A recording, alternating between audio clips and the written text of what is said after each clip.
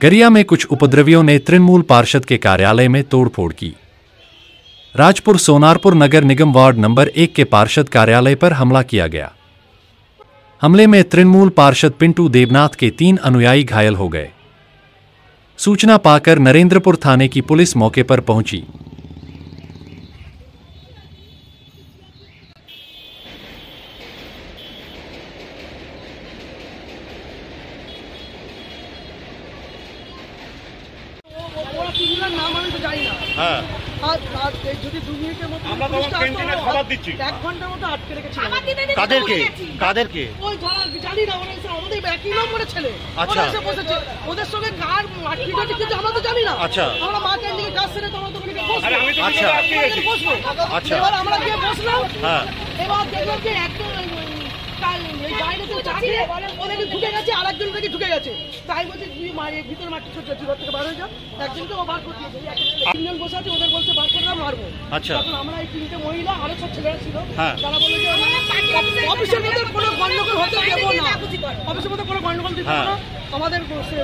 কিন্তু party office তো রক্তাক্ত ভাঙচুর হয়ে গেছে, কি বলবেন?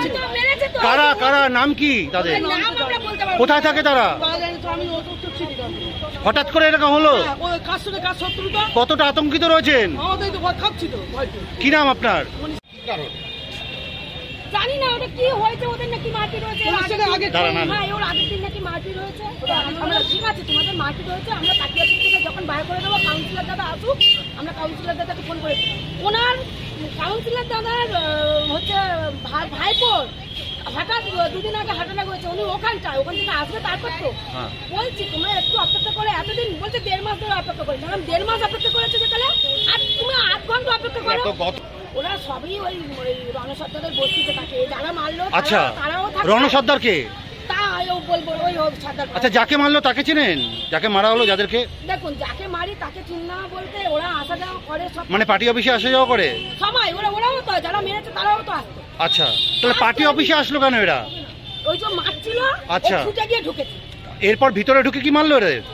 ওই ভিতরে মারতে পারিনি, আমরা তখন তালা দিয়ে দিলাম তো। আচ্ছা, তারপর তালা দেওয়ার পরে অনেকক্ষণ পরে বলছে আরেকটু অপেক্ষা করো, আরেকটু অপেক্ষা করো। আচ্ছা, এই ভাইরা ছিল, তারপর বলুন। তারপরে হলো একটু অপেক্ষা করো, আমরা কিন্তু পার্টি অফিসে মারপিট করতে দিতে চাই না। আচ্ছা, তোমাদের বাইরে বার করে দেবো, তোমরা চাকরি। তবে কি করে পার্টি অফিসে ঢুকলো? কাজ ভেঙে দিল তো, কাজ ভেঙে ঢুকেছে। আচ্ছা, আচ্ছা, কারা মেরেছে আপনাদেরকে?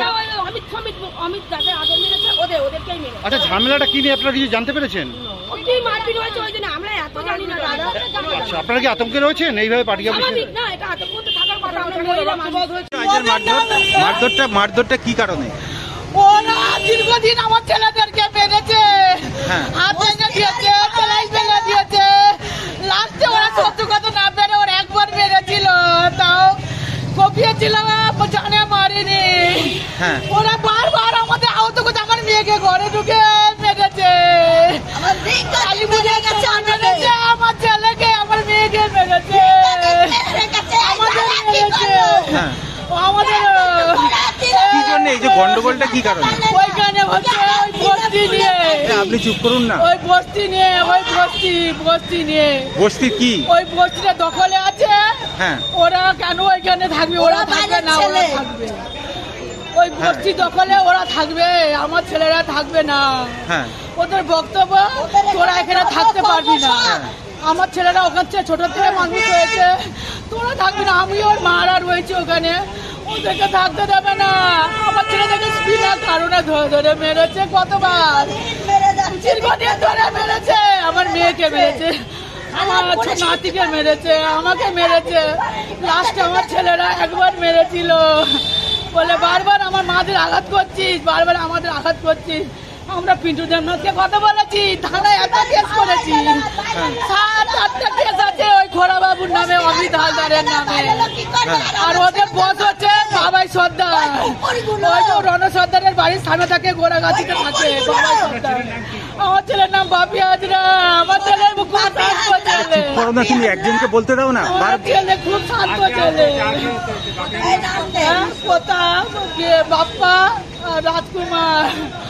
আমার ছেলে খুব শান্ত, আমার ছেলে কারোর সঙ্গে মুখ তুলে কথা বলে না। আপনার নাম কি? আমার নাম মনে হাজরা, আমার ছেলের নাম বাপি হাজরা।